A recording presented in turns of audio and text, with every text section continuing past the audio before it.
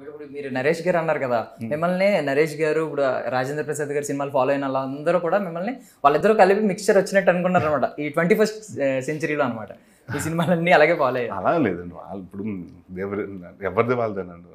రాజప్రసాద్ గారి timing amazing timing, పెద్ద నరేష్ గారి టైమింగ్ అమేజింగ్ టైమింగ్ అండి. యూ క్యాన్ అంటే వాళ్ళని చూసి నేర్చుకున్నది జూనియర్ రాజేంద్ర ప్రసాద్ అని అనేవారు అప్పట్లో. అంటే అంటారు కానీ ఇప్పుడు ఒకటి because doing comedy films after Rajaprasad గారు కాబట్టి అన్నారు కానండి. యూ క్యాన్ కంపేర్ రాజప్రసాద్ గారు, ఎందుకంటే అదే చెప్పాను కానీ చాలా ఇంటర్వ్యూలో చెప్పాను, ఆయన పిహెచ్డీ చేశాను, ఇంకా అత్తిల్ సత్యబాబు ఎల్కేజీ.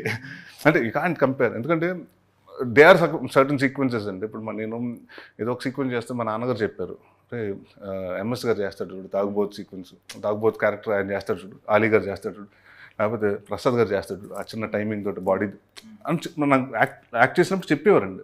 రాజప్రసాద్ గారు బాడీ లాంగ్వేజ్ కావాలి, ఆయన చేస్తాడు ఇలా చేస్తాడు, పెద్ద నరేష్ గారు ఇలా చేస్తాడు.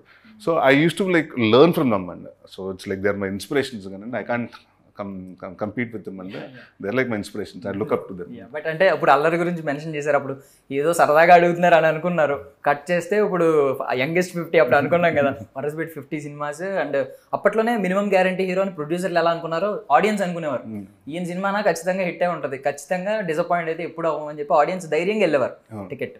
అండ్ ఇప్పుడు ఆ డేస్ గురించి మాట్లాడుకుందాం ఒకసారి, బికాజ్ అప్పట్లో 100 days బాగా జరిగేవి. మీ సినిమాలు ప్రతి సినిమా కూడా 50 days అనేది చాలా మినిమం ప్రతి సినిమా కూడా. సో ఇప్పుడుకి వచ్చేసరికి నిజంగా మారిపోయింది కోవిడ్ తర్వాత అది. మరి ప్రజెంట్ ఉన్న జనరేషన్లో ఈ సినారియోలో మీరు ఎలా చూస్తున్నారు? మరి మిస్ అవుతున్నారు కదండి. అలా కదండి, అప్పుడు ప్రింట్లు ఉండేవి మీకు, అప్పుడు ఏంటంటే ప్రింట్ వెరీ కాస్ట్లీ అండి.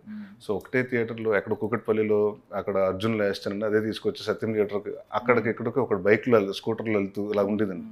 సో అక్కడ లిమిటెడ్ స్క్రీన్స్ ఉండేవి మీకు. అప్పుడు రిలీజ్లు కూడా ఏంటంటేనండి హైదరాబాద్లో 20 మొత్తం ఒక నా సినిమా అయితే అప్పుడు అల్లరి నాకు తెలిసి 16 థియేటర్లు 17 థియేటర్లో రిలీజ్ అయ్యాయండి. సో అప్పుడు లాంగ్విటీ ఉంటుందండి మీకు. ఇప్పుడు ఏమైపోయిందంటేనండి, బికాస్ పైరసీ అనుకోవచ్చు, ఇంకోటి ఓటీటీ కమింగ్ ఎవ్రీథింగ్. సో మనకేమైపోతుందంటే ఇప్పుడు ఏరియాలో ఎన్ని ఉంటే అన్ని థియేటర్లు వేసేస్తున్నాం మనం. ఇప్పుడు హైదరాబాద్లో ఇప్పుడు 400 థియేటర్లు ఉంటే మల్టీప్లెక్స్లు ఉంటే ప్రతి మల్టీప్లెక్స్ మన సినిమా వెళ్ళిపోతుందండి. సో నవ్ ఏమవుతుందంటే కలెక్షన్స్ బికమ్, అంటే అప్పుడు మనకు 100 రోజులకు వచ్చేది ఇప్పుడు మనం 3 రోజులకు చేయాల్సి వస్తుందండి. సో థింగ్స్ హవ్ చేంజ్డ్ అండి. సో టెక్నికల్గా సో మనకి ఉన్న అడ్వాంటేజెస్ ఉన్నాయి, డిసడ్వాంటేజ్. ఎందుకంటే piracy was the major factor అండి. ఎందుకంటే మనకు ఆగిపోతుంటే అది పెట్టేస్తున్నాడు కాబట్టి మనం ఇదివరకు ఏ ఉండేది, బి ఉండేది, సి సెషన్ ఉండేది. సినిమా రిలీజ్ అయిన 6 నెలల తర్వాత కూడా ఆడేదండి సినిమా అక్కడ. దానికి ఎంతో 5,000 10,000 కౌంట్ అది వస్తుండేది, 3,000 4,000 నాకు తెలుసండి. మేము చూసేవాళ్ళం కదా మా నాన్నగారు సినిమాలు. అప్పుడు కింద స్టేషన్లో 3,000 400 2,000 600 అలా వస్తుండే మనకి. ఇప్పుడు అవి లేవండి. Now it's become everything. అంటే ఇప్పుడు UFO క్యూబ్లు వచ్చినాయి కాబట్టి ప్రతి చోటకి వెళ్ళిపోవటం, ప్రాజెక్ట్ వేసుకోవటం. We have to make that money first 3 days అండి. That's become important. అంటే ఎగ్జిబిటర్ సర్వైవ్ అవ్వాలన్నా, డిస్ట్రిబ్యూటర్ సర్వైవ్ అవ్వాలన్నా, ప్రొడక్షన్ హౌస్ సర్వైవ్ అవ్వాలన్నా, సినిమా హిట్ అవ్వాలన్నా ఆ 3 days is become a major thing అండి. ఐ థింక్ మోర్ టెక్నాలజీ వచ్చినప్పుడు డెఫినెట్గా ఇలాంటివి వస్తుంటాయండి. అండ్ ఐ విష్ ఎప్పటికైనా డెఫినెట్ ఇప్పటికి కూడా ఇన్ ఫ్యూచర్ ఎప్పటికన్నా అంటే 100 రోజులు నేను చూడను కానీ అట్లీస్ట్ 50 రోజులు ఫంక్షన్లు జరుగుతాయి అనుకుంటున్నాను అంతే.